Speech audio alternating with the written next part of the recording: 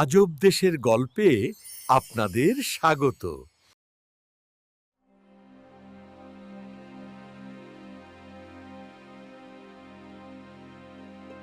গরমের এক প্রচণ্ড তপ্ত দুপুরবেলা সূর্যের তেজে চারপাশের সোনালি বনের বাতাস যেন কাঁপছিল।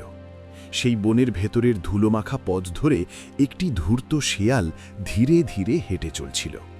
তার মনে ছিল গভীর বিরক্তি এবং পেটে ছিল ক্ষুধার জ্বালা। সে মনে মনে খুব গোমরা মুখে বলছিল, উফ, আমার এই অসহ্য ক্ষুধা! একটা ভালো রসালো খাবারের জন্যে আমি নিঃসন্দেহে সব কিছু দিতে পারতাম। সে সারা দিন ধরে প্রতিটি ঝোপঝাড়, প্রতিটি গর্তে অত্যন্ত মনোযোগের সাথে খাবার খুঁজে বেরিয়েছিল। কিন্তু হায় দুর্ভাগ্য, এক কণা খাবারও সে খুঁজে পায়নি।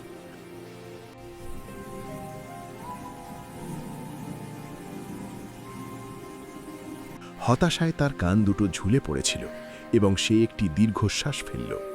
হঠাৎ তার চোখ যেন আটকে গেল। হাঁটার পথে সামান্য দূরেই সে আলোয় কিছু ঝলমলে জিনিস দেখতে পেল। কাছে গিয়ে সে আবিষ্কার করল যে সেটি একটি উঁচু পাথরের দেয়ালে লতিয়ে থাকা আঙুরের লতা। সেই আঙুরগুলো সূর্যের আলোয় মুক্তোর মতো চকচক করছিল। আঙুরের মনোমুগ্ধকর দৃশ্য দেখে তার সমস্ত ক্লান্তি মুহূর্তে দূর হয়ে গেল। বিস্ময়ে চোখ বিস্ফারিত করে সে আনন্দে ফিসফিস করে বলল, আহ, কি চমৎকার আঙুর! ওইগুলোই, ঠিক এইগুলোই আমার এই মুহূর্তে দরকার। সে দেরি না করে জিভ দিয়ে ঠোঁট চাটল এবং শিকার ধরার ভঙ্গিতে নিচু হয়ে গেল। প্রস্তুত হয়ে সে প্রথম লাফ দিল, কিন্তু আঙুরগুলো তার নাগালের অল্প একটু বাইরে ছিল। ফলে সে লক্ষ্যভ্রষ্ট হয়ে ধপ করে মাটিতে আছড়ে পড়ল।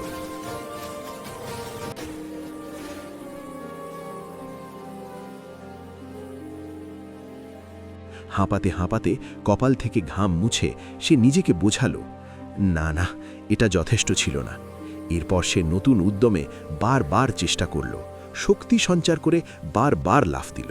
কিন্তু আঙুরগুলো যেন তাকে ঠাট্টা করছিল। প্রতিটি লাফের পরই তা তার হাতের সামান্য বাইরে থেকে উপহাসের ভঙ্গিতে দুলতে থাকল। শেষবারের মতো মরিয়া হয়ে তার অবশিষ্ট শক্তি একত্রিত করে সে শূন্যে ঝাঁপিয়ে পড়ল। কিন্তু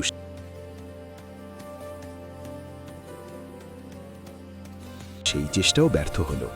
ধুলোয় আছড়ে পড়ে গুড়িয়ে যাওয়ার পর ক্ষুধার্ত ও ক্লান্ত শেয়ালটি এবার রাগে ফুঁসতে ফুঁসতে ঘোষণা করল, বিশ্বাস করো, ওই আঙুরগুলো সম্ভবত ভীষণ টক, ওগুলো আমার কোনো কাজেরই না।